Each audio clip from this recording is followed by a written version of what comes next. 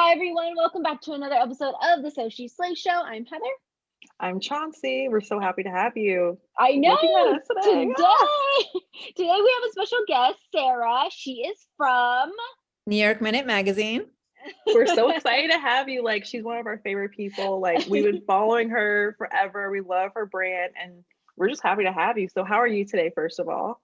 Well, first of all, I love the two of you, and it's been too long since we've talked. I I really know.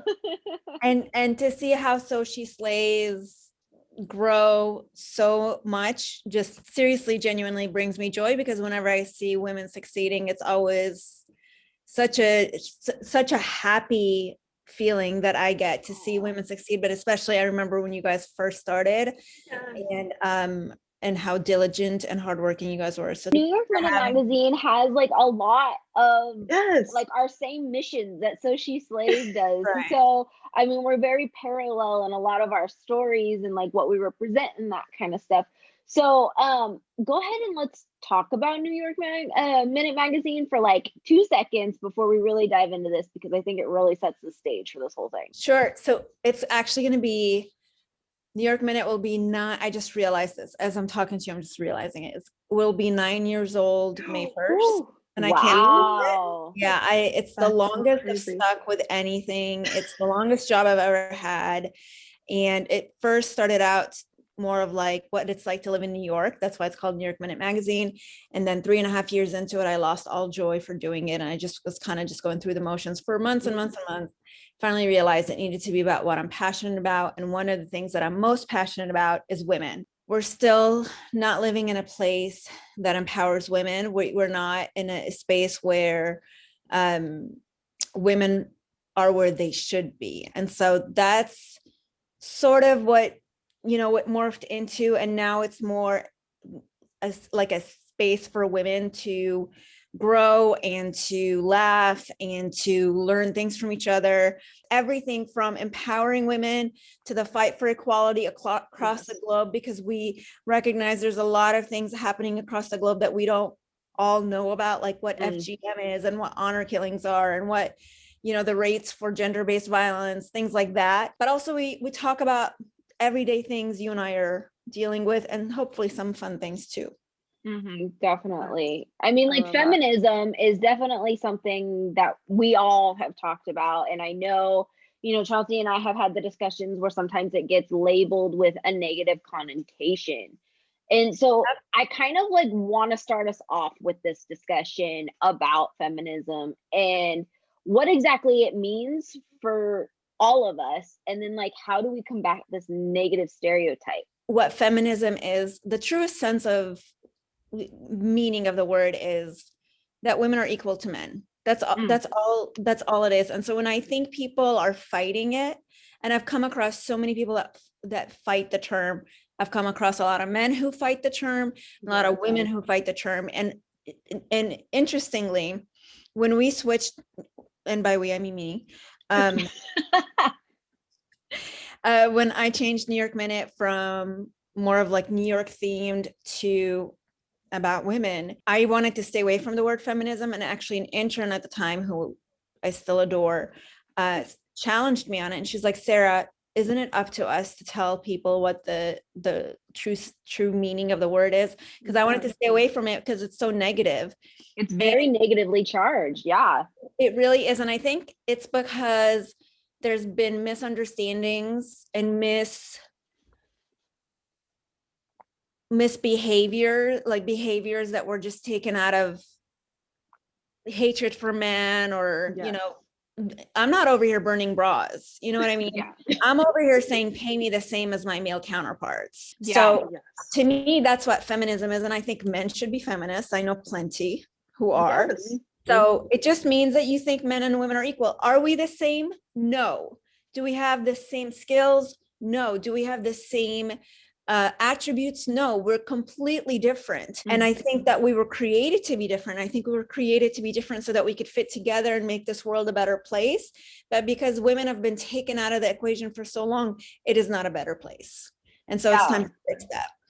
Well, exactly. And like Chance, I mean, we go back and forth over, having to fight for a space in our you know, in our world as well. Do you have you want to talk about it a little bit more, Sean? When I hear feminism, I think, of course, I used to think, oh, it's like overly like negative connotations of what people think it is, but technically I'm just asking for the same respect as a man in the workplace.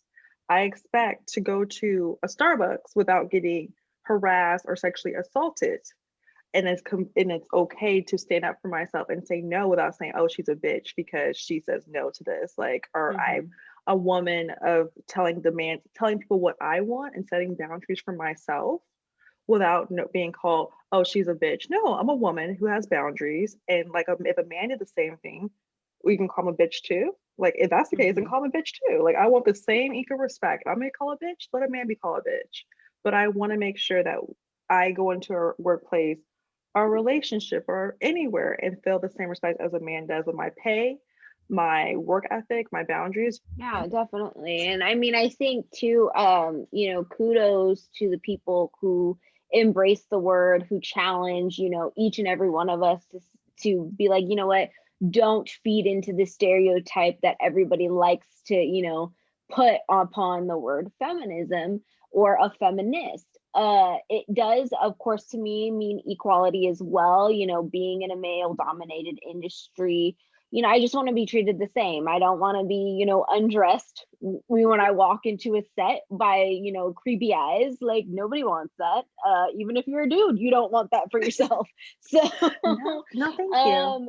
I mean, it's just equality all across the board. And it's not, I know a lot of people are like, oh, it's men hating when, you know, women are better than men, blah, blah, blah, that type. And I'm like, it's not even like that. And I also think it's appealing to the lowest, to the lowest of the low, if we say, let's not use the word, because I think that we're saying, oh, it's too offensive. It has bad history, and there is bad history. I just want to be treated equally, and I want my sisters to be treated equally. I want there to be less threat on our lives across the globe. I want there to be more freedom for us to think and be and raise our voices and change the world, because I think that's missing. And I think when you hold back so many people in our population, like women have been held back for so long, we have to we're reaping those actions right now. Like we're reaping, like the fact that we had to wait so long for a vice president to be a woman, not even president, just vice president. That's in crazy. This country. Who cried? I freaking cried. I cried. I cried, of course. And she's from Oakland. Honest, I don't know. Yes. I don't know enough about Kamala Harris to say anything about her politics. Still don't, even though she's our vice president. And I'm right there with you on that. Yeah. And that moment when she was wearing the white suit, she went out on stage. I was watching it with my parents. I bawled like a little girl because I was like, this. I saw me. Yeah, I saw my niece, because it's too late for me, but I saw my niece. And you see someone that you know, like it was like to see her, like I like her politics. I don't know all her politics, so I can't discuss that. That's not like, I'm not versed enough to discuss her politics, but just to see a woman of color to be a vice president, to see a woman be vice president, period. It's the first. And the idea that she's from Oakland, I'm from the Bay Area, I'm from Oakland. So to see Oakland prideful is something amazing. But see a woman up there is just like, wow. I posted something about how happy I was. And I basically said the exact same thing I just said to you, where I don't know her politics, but we finally made it, girls. Like the glass ceiling has been shattered. And one of my friends who is in a different part of America, so I get like that right now, can color what news you're getting and opinions and so forth. And she was a woman. She said to me, you really should check your facts. I don't think this is someone to be applauded. She slept her way to the top. And I was like, why everybody gotta I said, well, how do you know that? And she said, it's all over. First of all, if it's on Facebook, I think we know by now. A meme is actually not news. like literally not news. Secondly, you can't sleep your way to the Senate. You have to get elected into the Senate. It's you can't really do it. So you just sleep with all the people who vote for you. Yes, you can do that. It broke my heart is that another woman fell bring another woman down. Fell for that trap. Well, that she fell for that trap and then was projecting that. And so that's what we're up against. I feel like with women in general, like we're always going to double standard. Like it's from the way we dress, the way we project ourselves. Like we could be like the most innocent woman in the world. Like we are like Mother Mary. Okay, but they talk about Mother Mary. But they talk about Mother Mary like a dog. So like, who am I to talk about another woman that I don't know? If I don't like her, it's because of personal reasons I don't like her, not because of what's going on. To me, it's more that she fell for it. Like that she fell for that rhetoric. We're beyond that now. We're now past the Time's Up movement. We're past the Me Too movement. If you're not helping other women and if you're not trying to see the best in other women, you need to check yourself. I just think, like, for me, Kamala Harris opened doors. And like my sister said about her daughter, who is 1, she's going to study history with Kamala Harris's name as the first vice president. Oh my God, I'm getting emotional just saying it. We didn't get that. We didn't get that. We didn't see anyone that looks like us as leading this country. And like when you say it like that, it's so powerful because I remember when Barack became president, my mom was clipping out some of the newspapers. My mom's not really a big political person, right? She's not, but she knows a good enough facts. But to see her cut out this newspaper, she's like, I never thought this would happen, to see a Black man as a president. So to know that my future kids like, oh, this is normal that, you know, our vice president was a woman, like that's gonna be normal for them. That's not beautiful. A question for us. And like to know that you say like your niece, like that's her new history, like, and that's how it's supposed to be. So on that thing, so how do you feel about many organizations, like publications, like blogs and, you know, companies coming out as, you know, this whole feminist movement popping up? Like, what kind of hope does this bring to you, especially, you know, with your niece, especially? Like, how do you feel about that? I think it's a good thing. I think, look, whenever we have to fix something, we tend to overcorrect. And I think we sort of did that a little bit with the Me Too movement, but now things are regulating a little bit. My concern is that as a society, and I'm sorry I'm laughing because it's not funny, but it is laughable. We can only focus on one injustice at a time. Yeah, and we can do multiple. Now it's not women. Like right now, it's just not. We're back. We've taken a back seat again because right now we're focused on Black Lives Matter, and I think that's a great thing. I think that's duh. Right? Yeah, but like, you're right. We can't do both. Like I feel like our society, we can't do both. We pick one or the other. Even from June on to like probably end of September, maybe even into October, everything we wrote, like 90% of it was about Black Lives Matter, because we were like, you know what? After this dies down, we're still going to be a minority. After this dies down, we're still going to need to fight for equality. But we also, look, I'm never going to know what it's like to be a Black person in America, but I know what it's like to be disadvantaged. I know what it's like to be used. I know what it's like to feel in danger in supposedly safe streets. I know all of this. I think it's way worse for Black people. And so for us to step back and push that to light, I actually don't have a problem with it. But at some point, we're going to have to pick this up again. It has to be two things. We have to how do you say this? Incorporate everything at once. And I also think of Black women who, in my estimation, have it the worst in this country. Like, I don't think anyone has it worse than Black. I hear. Yeah. I do. Let me explain it to you. I'm just kidding. Let me mansplain to you what it's like to be a Black woman. What I'm saying is Black women have it the worst, right? So they're having to fight for Black Lives Matter and they're having to fight for women. And I just think it's too much. I wish we could focus on more than one thing.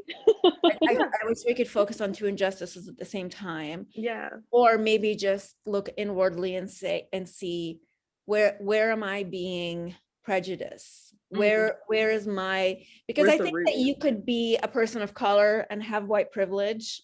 You know, I'm a person of color. color, and I feel like I live a very white privileged life. I really do believe that, because I live in California. I live in the Bay Area, and yes, I'm a Black woman. I'm a dark-skinned Black woman, but I don't have the same issues as someone in like Georgia or Mississippi have. Like, I don't like, there's a different privilege for me for that, different where I live at. Like, if I go to Mississippi, like, life could be way worse for me. And like, I'm very, like, I have a privilege living up here. Heather, you're half Asian, half white, but you look more Asian where you live at. And that's, what's going on there. So like, it's a lot of things. Like, we all have privileges that we're not aware of until you take an introspective of yourself. I'm like, oh, that's different for me. Cause like, I have friends who live in like Louisiana, like, oh, that could never happen here. And I'm just like, oh, really? That's like normal that's fine for me. When you feel something so strongly, which all three of us have, in order to have sites that are completely geared toward women and toward encouraging women and lifting each other up,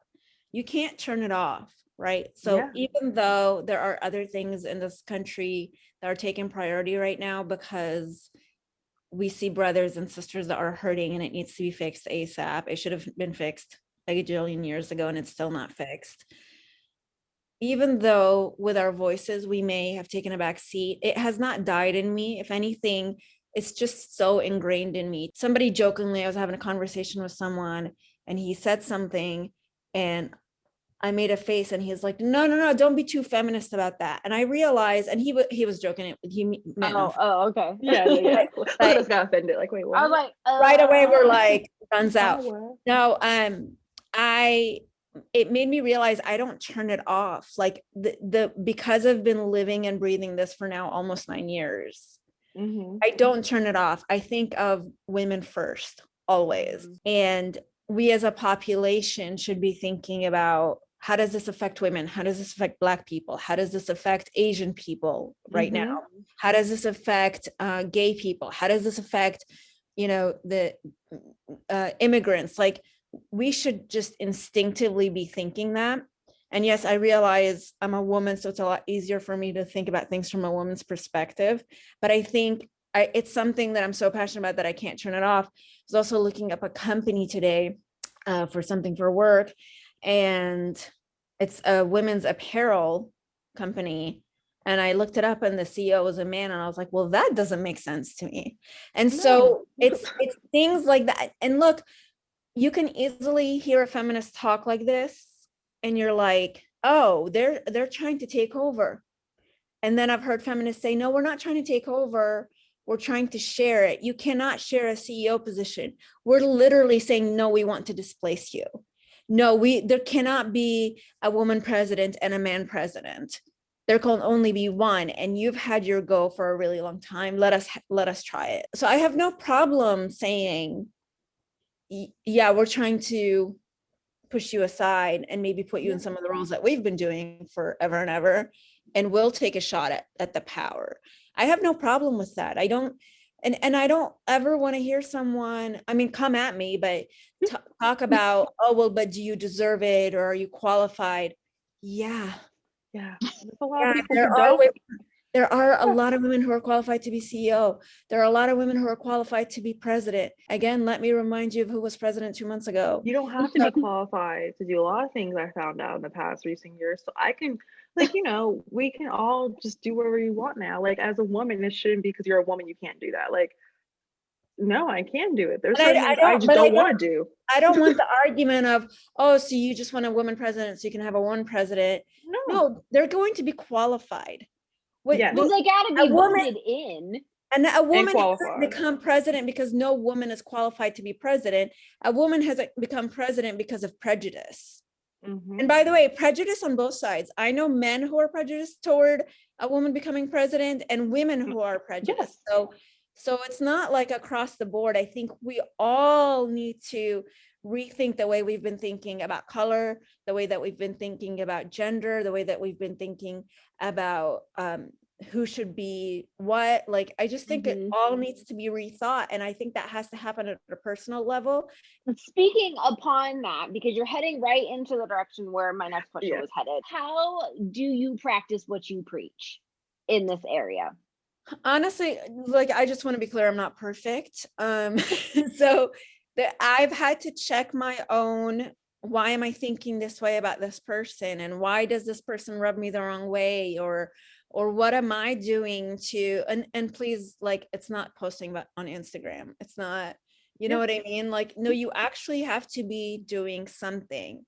And I'm not sure that I'm doing a lot, but this past year, especially last summer with the Black Lives Matter movement, just going full steam ahead, I've really had to think about, well, I didn't think I have prejudice, but maybe I should re-examine some things. I totally agree with you, because even everything that happened the past, like last year especially, like you start looking into yourself and figure out what do you need to do, not just for like your future kids or your family members or whatever, for yourself. Like I've learned to create more boundaries and be more open to speak about things I never thought I would speak about. Like I never thought I'll be a kind of person like, well, this is how I feel about this movement, or like we should really talk about this more. Like I thought I'm very like, people who know me personally, they know like my feelings about certain things, but now I'm just like, no, that's rude. That's wrong. Like we should really talk about this movement. We should educate ourselves. Like I'm educating myself every day to make sure I use the proper pronoun for people who are friends of mine. I also make sure I learn about like, you know, the recent attacks on Asian Americans. I want to make sure that I come well versed, because I want to be able to be not just like a fake ally, like I've posted on Facebook and Twitter and Instagram how great this is and how dope, how woke I am. Like I'm trying to come with facts. Like I'm trying to make sure that I present myself as someone who actually genuinely cares and wants to be a part of something, and also make sure that people around me are educated well, and that I can make sure that my future kids or future nieces or nephews, or my friends' kids, I consider my nephews and nieces, are well educated to know like this is not okay. The past is not okay, and we all need to work towards a better future. Not just because, you know, as a Black woman, I feel like I have to do this, but you know, I need to do this at this point. I need to make sure that I'm educated, and that So She Slays, Heather and I have always been like, we have to make sure we keep learning ourselves, because just because we come from different viewpoints, like we need to learn everyone's viewpoint, make sure that we present the, you know, good information.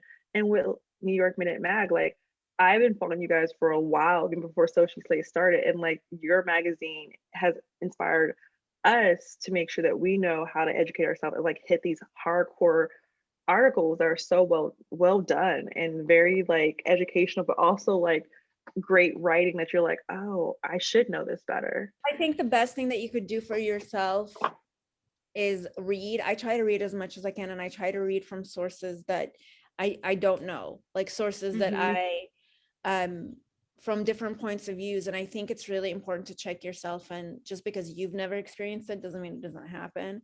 Just because you have never experienced it or never felt it doesn't mean it's not out there and it's not happening. And so I just think that reading in itself can be probably the best and easiest thing that you can do, because we can all get on the internet and read, and to just read other people's experiences. Will it all resonate with me? No. Will I believe all of it? No. But it's at least opening my mind to accept more and more, where I'm just not swimming in my own beliefs and in my own experiences. I'm now including other people's. And look, nobody gets up in the morning and says, hey, I want to read about rape today. Where should I go to that? And if they do, they can come to New York Minute. But that's why New York Minute is so varied, is because we know like that's not all that people want to read about. My hope is that you come to our site. Maybe we talk about contouring. I don't think we would, but maybe we talk about contouring, and somebody for once is going to explain to me why I need that. But then maybe you also read about, you know, the plight of women in India and how high the rape is there. And you're like, well, someone should do something about that. That's all I want, is I want to implant seeds of broadening the mind of, oh my goodness, I didn't know that it was so bad there. Or I didn't know what FGM was, which, by the way, if you don't know and you're watching this, it's female genital mutilation, and it happens everywhere, even in the US. So these are things that we should know inside and out, because they're happening to fellow human beings. And little girls, we take this for granted here, but there's little girls all over the world that are not even allowed to be educated. So when you read things about this, like this, yes, it's kind of weird that we mix it up with some other things like how to get through the pandemic without going crazy. But these are all things, it's okay to relate to one another where we're at, especially now we're going through something globally together, which I think is one of the most beautiful things about what's happening right now. But it's also important to know that as hard as the pandemic has been for us, it's even harder in people who are trapped in abusive relationships and people that are trapped in homes where women and girls are not respected and treasured and are treated like objects. So it's about broadening the mind, and just know knowledge is power. And maybe by you reading something, and not just in New York Minute, you should be like reading a ton of stuff. It can stir something within you to do something. Maybe you'll get an idea from God about something that you can do to help change the world. So that kind of like brings me into the question of like, since we kind of told everybody how to practice what you preach, like how do we include like men, people who are anti, feminism, or who think that it's a negative word? How do we include them in this conversation so that maybe we can sprinkle little seeds of knowledge? I'm a huge believer in positive reinforcement. So you'll see a column on New York Minute called Badass Men. So when men are fighting for equality, we write about it. So I know a lot of great men. I know a lot of not so great men, but same girl, same. I was like, how many can we count the ways? There's good ones and the bad ones. But there are a lot of great women, and then there's some nasty, nasty women. And I don't mean that in the like a nasty woman, let's make that a catchphrase. No, I mean like there are some women I would not want to work with. There are some women I wouldn't want to go for a coffee with. And that's okay. We're not saying all women are great and all men are bad. We're saying there's good men and bad men, there's good women and bad women, but we're fighting for equality, period. Like the status quo should just be equality. And the same themes are the same for Black people, for Asian people, for gay people, like for trans people. Equality, like no one is less than another person because they have different body parts or they have different skin color, or it's insanity. And I think, we've talked about how you practice what you preach. I'll tell you one thing that is really hard for me. Sometimes it's hard for me to move forward because I get so angry. And the attacks on Asian people right now, it's nonsensical. It's so stupid. It makes no sense. Well, you're going to go, okay, what kind of nasty freaking person goes after elderly people in general? It's disgusting. Like, it's super disgusting. And because it's nonsensical, and it's because it's so infuriating and so unjust, sometimes I spend way too much time in that space of anger and not doing anything. And that happens a lot. It happens, I think, when the Black Lives Matter movement was really kicked off, and I was learning so much, and it was all coming at me so fast. I mean, it didn't start then. We all knew about it, and we all knew about the justices, but then all of a sudden there were like resources in your face where before you just managed to ignore them. I remember calling one of my friends who was Black, and I was just like, I'm so sorry, I feel so guilty. And he's like, you didn't do anything. He's like, first of all, your calls I got. You get calls, you're like, hey, so how are you doing? I'm like, I was the same I was yesterday.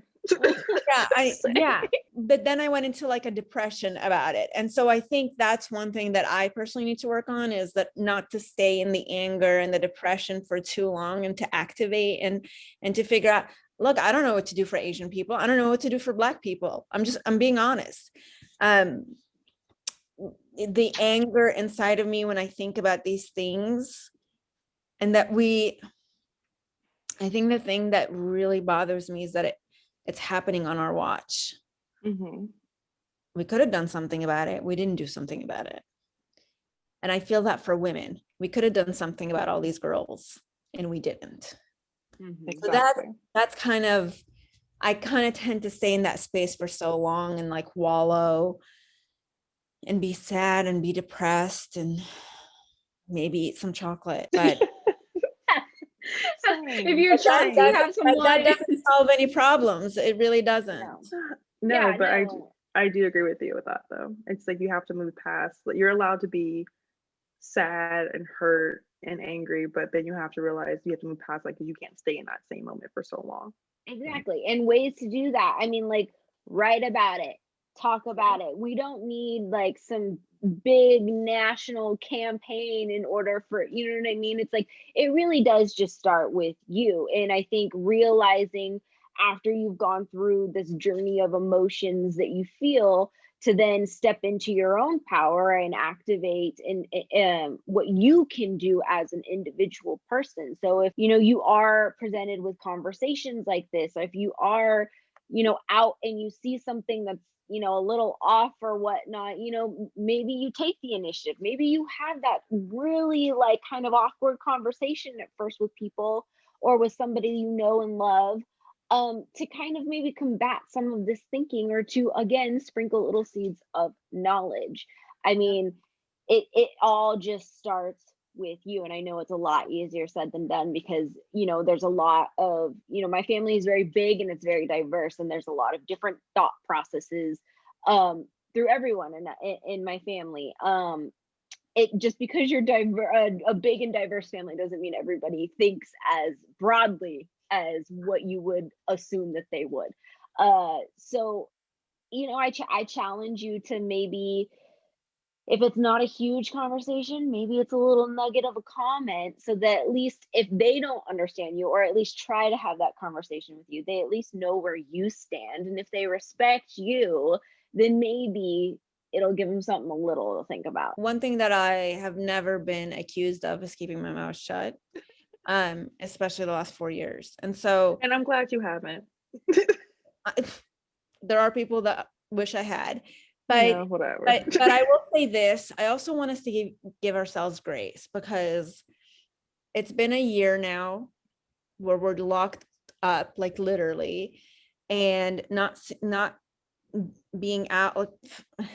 I don't think I've been out of my apartment since Sunday. Like I said, I put on jeans for the first time in a real long time today. Yeah. I'm just here to make sure and they I have fit. to say, like, half of me doesn't hate it. Half of me doesn't hate it. Half of me is like, I like all this time where it's just me, I annoy me a lot less than other people annoy me. So, but I also have to just say that I think we need to give ourselves grace, because not only have we been through now almost 12 months of this pandemic, but we've also been through 4 years that have just been utter hell for this country. And I think the three of us could sit here and probably find things that we agree on from the last 4 years, like, but we could also talk to a lot more people who would vehemently disagree with us. And I think how divided we are, what you and I can think are black and white versus what other people could think are black and white, as far as what's right and what's wrong. And that the fact that they could be polar opposites, I think that's contributing to a lot of what's happening right now. And so if you're tired from talking about it, if you're tired from thinking about it, give yourself a break, because I'm not sure, I'm going to be honest with you, maybe this isn't the right thing to say. Sometimes I don't think talking about it does any good. If anything, I think it could cause more problems. But I've had to really, I feel a lot calmer about the outlook of the country than I did a few weeks ago. But at the same time, there's half the country feels the way that I did before. Years ago. Yeah. So I think we have to have grace. We have to have grace for each other, but for ourselves. And I think surviving right now, as in getting up in the morning, putting on clothes that you didn't sleep in, and then having an 8 to 10 hour workday, sometimes that's all you can do, and that's okay. Agreed, all the way around. I mean, have grace, have understanding.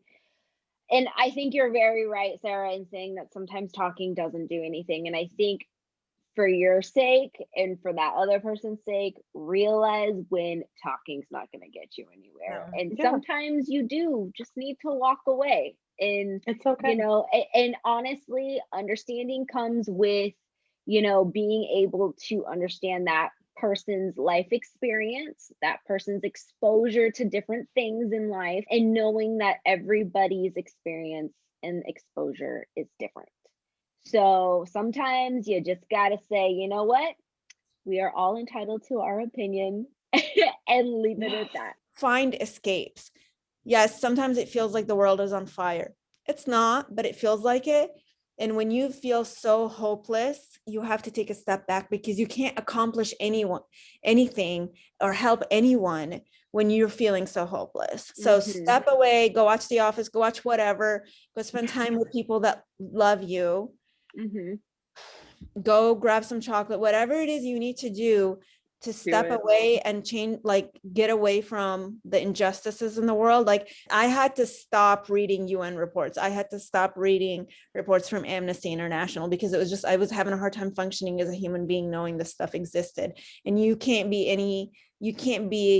an agent of change in the world if you're so handicapped by the information that you're seeing. So make time to just not think about this stuff too. Yeah, exactly. Take a break. I love that. That's so true. All right. Well, let's go ahead and wrap up this episode of the So She Slay Show. Sarah, thank you so much for joining us. We love it when you come and talk to us. Thank you for having me. Until next time, we'll see you guys. Bye. Have a good night. Bye. Bye.